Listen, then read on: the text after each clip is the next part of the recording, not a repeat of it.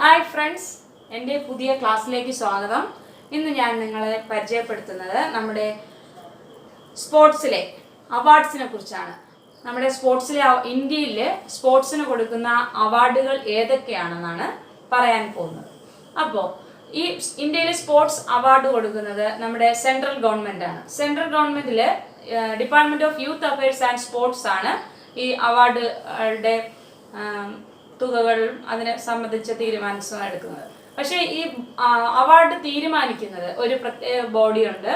ആ ബോഡിയിലെ അംഗങ്ങളാണ് ഈ അവാർഡ് ആർക്കാണ് കൊടുക്കേണ്ടതെന്ന് തീരുമാനിക്കുന്നത്. അപ്പോൾ നോമിനേഷൻസ് അനുസരിച്ച് ഈ ബോർഡ് തീരുമാനിക്കുന്ന ആൾക്കായിരിക്കും അവർ അവാർഡ് കൊടുക്കുന്നത്. അപ്പോൾ ഈ അവാർഡിൽ പ്രധാനമായിട്ട് ഞാൻ പറയാൻ പോകുന്നത് ആദ്യത്തെ അവാർഡ് എന്ന് പറയുന്നത് നമ്മുടെ ധ്യാൻചന്ദ് ഖേൽ രത്ന അവാർഡാണ്. First one awards. First one major Dhyan Chand Khel Ratna award. ഈ മേജർ ധ്യാൻചന്ദ് ഖേൽ രത്ന അവാർഡ് എന്ന് പറയുന്നത് ആദ്യമായി കൊടുത്തു തുടങ്ങിയത് 1991-92 ഇത് കൊടുത്തു തുടങ്ങിയ സമയത്ത് ഈ അവാർഡിന്റെ പേര് രാജീവ് ഗാന്ധി ഖേൽ രത്ന അവാർഡ്. രാജീവ് ഗാന്ധി ഖേൽ രത്ന അവാർഡ്. ഇപ്പോ ഇത് പുനർനാമകരണം ചെയ്തതാണ് മേജർ ധ്യാൻചന്ദ് ഖേൽ രത്ന അവാർഡ് എന്ന്. ഇതില് ഈ അവാർഡ് വിന്നറിന് കിട്ടുന്ന തുക എന്ന് പറയുന്നത് 25 ലക്ഷം.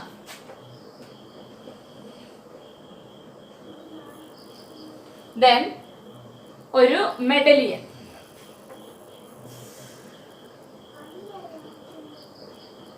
ഈ മെഡലിയൻ എന്ന് പറഞ്ഞാൽ അത് അങ്ങനെ തന്നെയാണ് പറയുന്നത്. കാരണം സാധാരണ മെഡലിനേക്കാളും ലാർജ് ആയിട്ടുള്ള ഒരു മെഡലാണ്, അതുകൊണ്ടാണ് മെഡലിയൻ അങ്ങനെ തന്നെ പറയുന്നത്. ദെൻ ഈ രാജീവ് ഗാന്ധി ഖേൽ രത്ന നൽകുന്നതെന്ന് പറയുന്നത് ലാസ്റ്റ് 4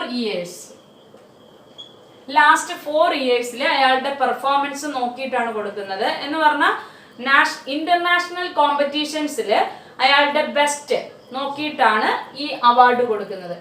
ഇനി ഞാൻ പറയാൻ പോകുന്നത് ഇത് ഉൾപ്പെടെയുള്ള എല്ലാ അവാർഡും നമ്മൾ സാധാരണ ഓരോ വർഷവും ഗവേണിംഗ് ബോർഡ് തീരുമാനിക്കും, കുറച്ച് പേർക്ക് കൊടുക്കും. ഇനി ഒളിമ്പിക് ഇയർ പോലെയുള്ള ഒരു ഇയർ ആണെങ്കിൽ എന്ന് പറഞ്ഞാൽ ഇന്റർനാഷണൽ ഫേമസ് ആയിട്ടുള്ള ഇന്റർനാഷണൽ ഗെയിംസ് എന്തെങ്കിലും നടക്കുന്ന ഒരു സിറ്റുവേഷനിൽ ആ ഇയറുകളിൽ ഇപ്പോൾ ഒളിമ്പിക്കിൽ കുറച്ച് പേര് മെഡൽ വരുന്ന അങ്ങനത്തെ ഒരു സിറ്റുവേഷനിൽ ചിലപ്പോൾ മെഡൽ കൊടുക്കുന്ന നമ്പർ ഓഫ് മെഡൽ വിന്നേഴ്സ് എന്ന് പറയുന്നത് ഇൻക്രീസ് ചെയ്യാൻ സാധ്യതയുണ്ട്.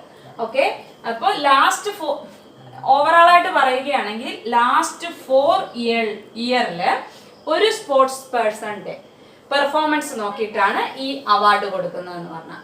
Then second one Arjuna award. Arjuna award start ചെയ്യുന്നത് 1961-ലാണ്. ഓക്കെ, 1961-ലാണ് അർജുന അവാർഡ് ആദ്യമായി കൊടുത്തു തുടങ്ങിയത്. ഈ അവാർഡിന്റെ വിജയം തീരുമാനിക്കുന്നത് സെയിം ഇതാണ്.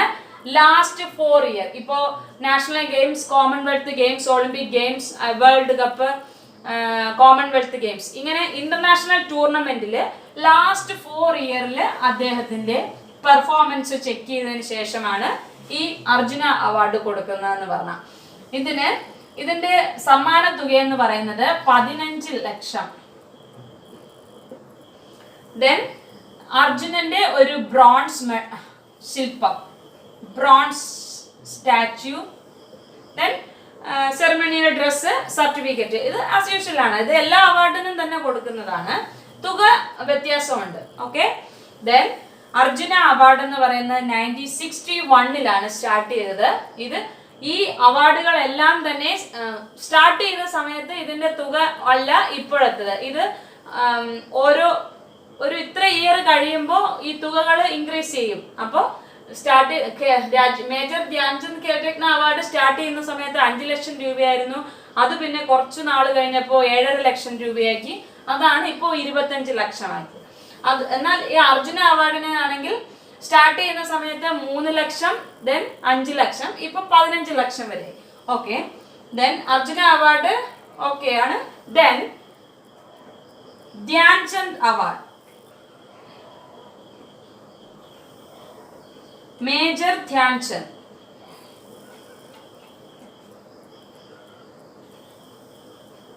ഈ മേജർ ധ്യാൻചന്ദ് അവാർഡും മേജർ ധ്യാൻചന്ദ് ഖേൽരത്ന അവാർഡും തമ്മിൽ മാറിപ്പോരുത്. പണ്ട് ഇതിന് രണ്ടും മാറിപ്പോകാൻ സാധ്യതയില്ല. കാരണം ഇതിന് രാജീവ് ഗാന്ധി ഖേൽരത്ന അവാർഡ് എന്നായിരുന്നു പേര്. ഇപ്പോഴാണ് ഇതിന് മേജർ ധ്യാൻചന്ദ് ഖേൽരത്ന അവാർഡ് എന്ന് പേര് വന്നത്. അപ്പോൾ മേജർ ധ്യാൻചന്ദ്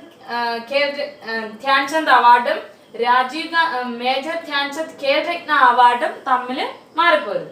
ഇത് രണ്ടിലും നല്ല വ്യത്യാസമുണ്ട്. അത് പഠിക്കുന്ന സമയത്ത് കണക്ട് ചെയ്ത് പഠിക്കുക, അല്ലെങ്കിൽ മാറിപ്പോ. ഈ മേജർ ധ്യാൻചന്ദ് അവാർഡ് എന്ന് പറയുന്നത് ഇതിന്റെ സമ്മാനം ഇത് നൽകുന്നതെന്ന് പറഞ്ഞാൽ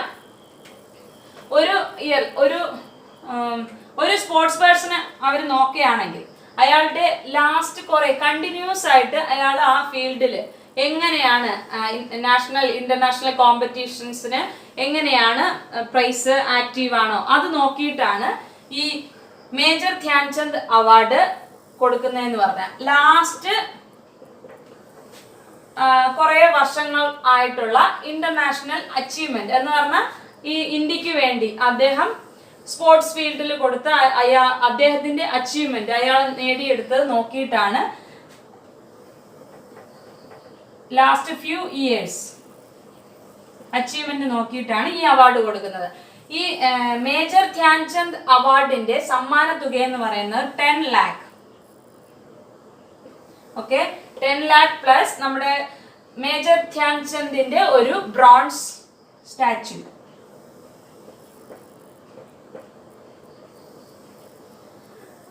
അടുത്ത അവാർഡ് എന്ന് പറയുന്നത് ദ്രോണാചാര്യ അവാർഡ്.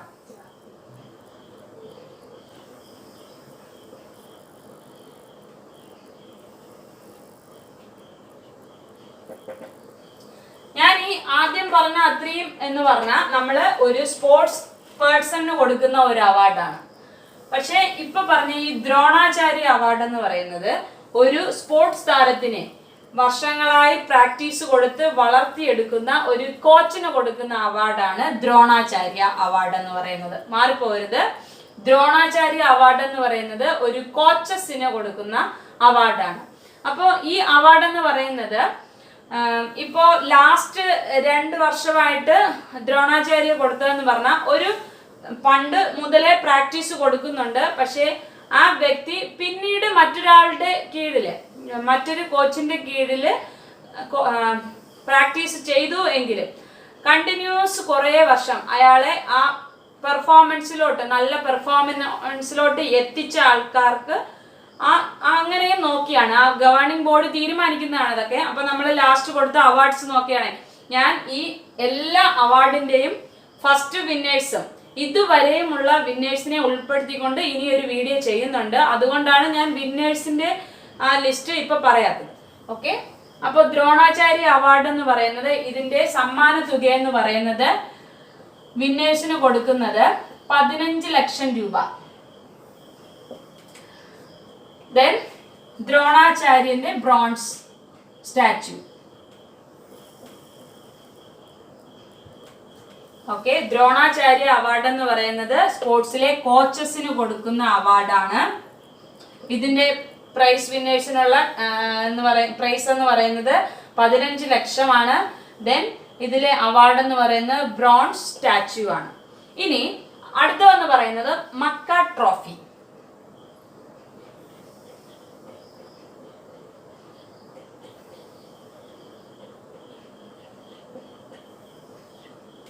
ഈ മക്ക ട്രോഫി എന്ന് പറയുന്നത് നമ്മൾ ഇത്രയും സമയം പറഞ്ഞതെന്ന് പറഞ്ഞാൽ ഓരോ വ്യക്തികൾക്ക് അല്ലെങ്കിൽ ഒരു കോച്ചിന് അങ്ങനെ കൊടുക്കുന്ന അവാർഡുകളാണ്. ഈ മക്ക ട്രോഫിയുടെ പ്രത്യേകത എന്ന് പറയുന്നത് ഇപ്പോ ഓൾ ഇന്ത്യ ഇന്റർ യൂണിവേഴ്സിറ്റി ലെവലില് പങ്കെടുക്കുന്ന ഓരോ യൂണിവേഴ്സിറ്റി ഇതെന്ന് പറയുന്നത് ഒരു യൂണിവേഴ്സിറ്റിക്ക് നൽകുന്ന അവാർഡാണ്. അപ്പോൾ അത് നോക്കുന്നതെന്ന് പറഞ്ഞാൽ ഒരു യൂണിവേഴ്സിറ്റിയിൽ നിന്നും ആ യൂണിവേഴ്സിറ്റിയിലെ കുട്ടികൾ ഓൾ ഇന്ത്യ ഇന്റർ യൂണിവേഴ്സിറ്റി ലെവലില് ആ യൂണിവേഴ്സിറ്റിയുടെ പെർഫോമൻസ് നോക്കിയിട്ടാണ് ഈ അവാർഡ് കൊടുക്കുന്നതെന്ന് പറയുന്നത്. ഈ മക്ക ട്രോഫി എന്ന് പറയുന്നത് യൂണിവേഴ്സിറ്റിക്ക് നൽകുന്ന ഒരു അവാർഡാണ്. ഈ മക്ക ട്രോഫി അതിന്റെ ഫുൾ ഫോം എന്ന് പറയുന്നത് മൗലാന അബ്ദുൽ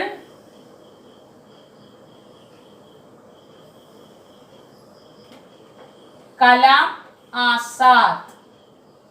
മൗലാന അബ്ദുൽ കലാം എന്ന് പഠിക്കണം, പക്ഷേ അബുൽ കലാം അങ്ങനെയാണ് കറക്റ്റ് നെയിം എന്ന് പറയുന്നത്. മക്ക ഇതിന്റെ ക്യാഷ് പ്രൈസ് എന്ന് പറയുന്നത് 15 ലക്ഷം. ഓക്കെ, ഈ ഇപ്പൊ പറഞ്ഞ മനസ്സിലായെന്ന് വിചാരിക്കുന്നു. മക്ക ട്രോഫി എന്ന് പറയുന്നത് മൗലാന അബ്ദുൽ കലാം. ഇത് സ്റ്റാർട്ട് ചെയ്യുന്ന വർഷം എന്ന് പറയുന്നത് 1956-57.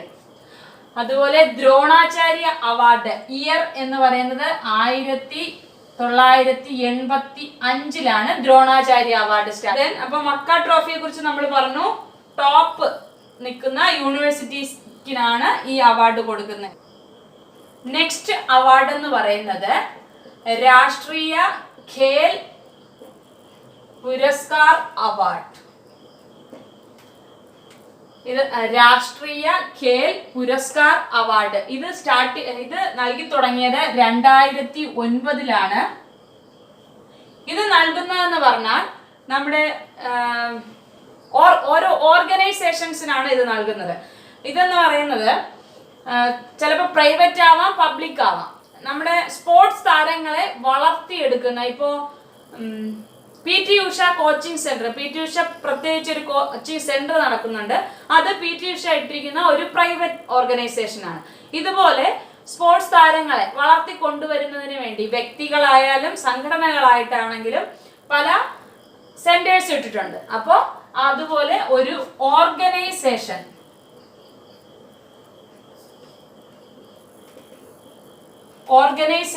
നൽകുന്നതാണ് ഈ അവാർഡ്. അത് പ്രൈവറ്റും ആവാം, പബ്ലിക്കും ആവാം.